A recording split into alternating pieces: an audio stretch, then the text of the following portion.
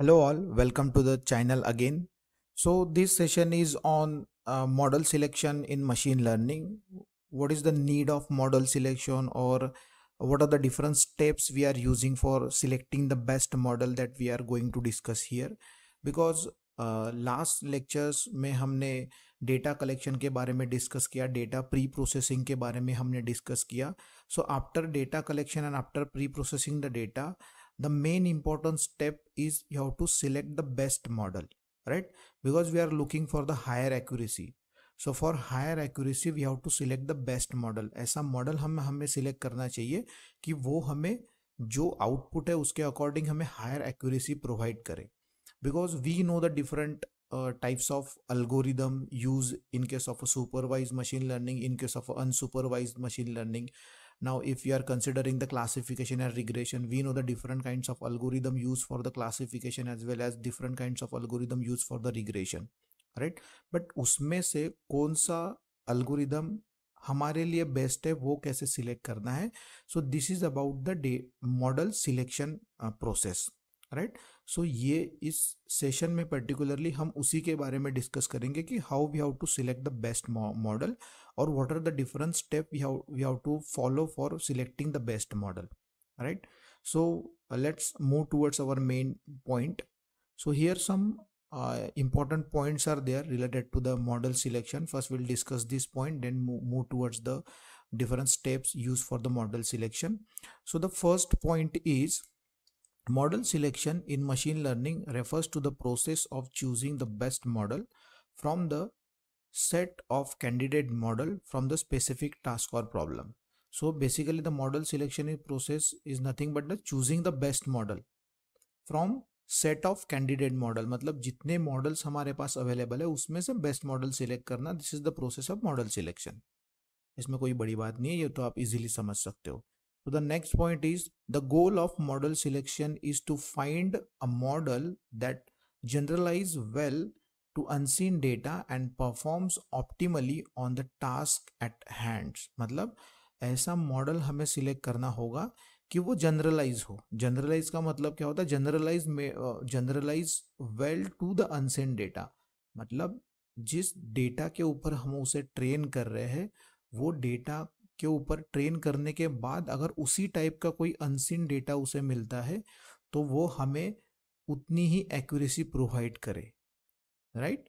तो ऐसा optimal model हमें सिलेक्ट करना है, right? So here third point is it is a critical step in machine learning pipeline and can sufficiently impact the performance and effectiveness of the final system, right? तो यही है कि अगर आप best model select नहीं करोगे तो आपका जो परफॉर्मेंस मॉडल का परफॉर्मेंस होगा और effectiveness of final system will impact, right? तो उसके ऊपर उसका इम्पैक्ट होगा.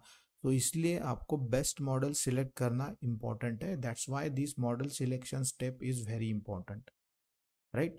सो इसी के लिए मैंने इस पे ये जो सारी डिफरेंट प्रोसेसेस है ना उस पर मैंने डिटेल में वीडियो बनाया. जैसे डेटा कलेक्शन प्रोसेस हो गया, डेटा प्री प्रोसेसिंग ये जो स्टेप है वो एक हो गया, उसके बाद मॉडल सिलेक्शन हो गया, ठीक है? Because these initial steps are very much important for the model selection or for the building of machine learning algorithm. अगर ये पहली 3 स्टेप अगर उसमें आप अगर गलती कर दोगे ना तो आपका पूरा का पूरा जो मशीन लर्निंग मॉडल है वो आपका पूरा का पूरा गलत हो सकता है.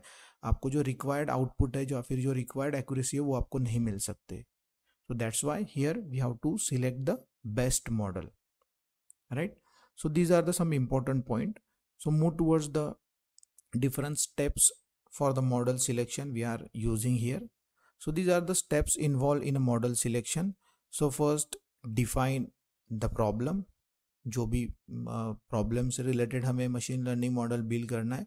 So first we need to define the problem.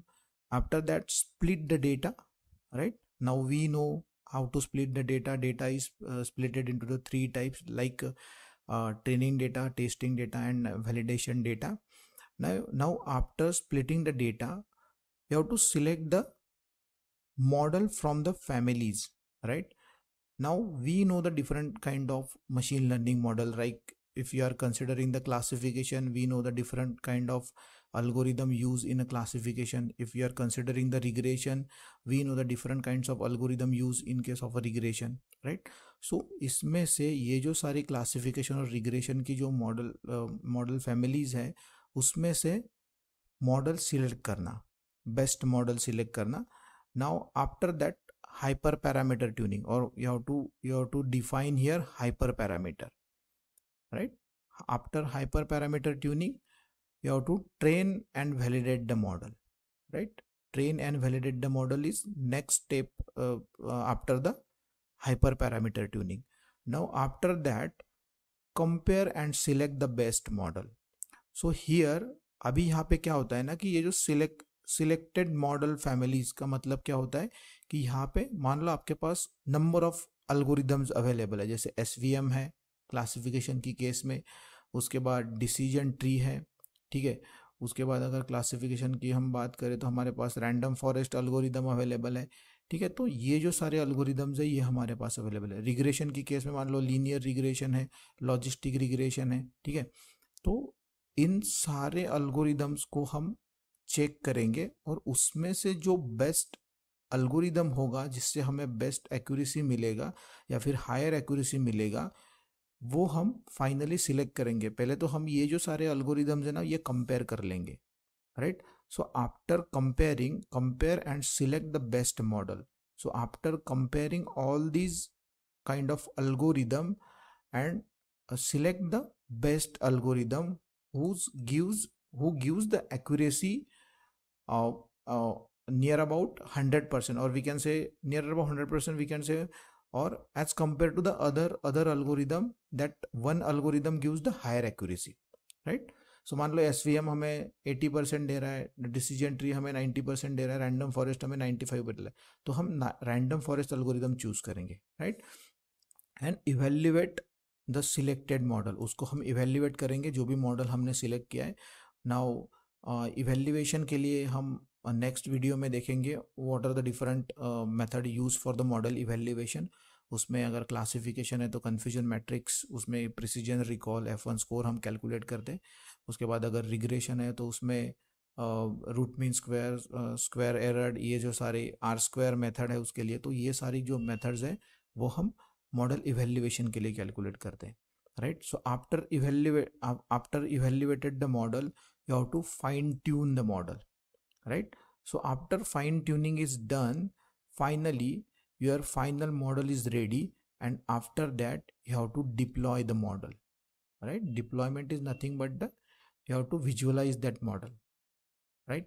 So after that, after visualization, after deployment, and the final part is monitoring, continuous monitoring and continuous upgradation, right. So ये कुछ basic steps है जो हम मॉडल सिलेक्शन में use करते हैं जिससे हमें बेस्ट मॉडल मिलता है. तो यहाँ पे आपको मेन इंपॉर्टेंट जो है ये जो 2-3 स्टेप है, एक जो है यहाँ पे ये सिलेक्ट मॉडल फैमिलीज, जो भी मॉडल है उसके जो भी रिलेटेड, मान लो क्लासिफिकेशन है तो उसमें बहुत सारे एल्गोरिदम्स है तो उसकी जो हो गई, तो ये जो पूरी हो गई है क्लासिफिकेशन के लिए मॉडल की फैमिली हो गई. रिग्रेशन के लिए उसके जितने भी सारे एल्गोरिदम्स है तो ये एक फैमिली हो गई. तो उसमें से बेस्ट एल्गोरिदम सिलेक्ट करना, तो ये कुछ इंपॉर्टेंट स्टेप है, जैसे 1, 2, 3 and this one is final 4, compare and select the best model. So इस सारे स्टेप्स हम यूज करके फाइनल जो बेस्ट मॉडल है वो हम सिलेक्ट करते हैं, right. So this is about the model selection. I hope ये जो पॉइंट है आपका वो अच्छी तरीके से आपको समझ में आ गया होगा. अगर आपके फिर भी कुछ डाउट्स है तो प्लीज़ आप वीडियो में कमेंट आउट कीजिए, मैं आपको आंसर देने की पूरी कोशिश करूँगा. और नोट्स की लिंक वीडियो डिस्क्रिप्शन में अवेलेबल है, तो आप वहाँ पे जाके वो सारी जो नोट्स है वो डाउनलोड कर सकते हो. और अगर आपको वीडियो अच्छा लगा तो प्लीज़ और स्टूडेंट के साथ शेयर कीजिए, चैनल को सब्सक्राइब कीजिए, वीडियो को लाइक कीजिए, और मिलते हैं नेक्स्ट वीडियो में. Thank you.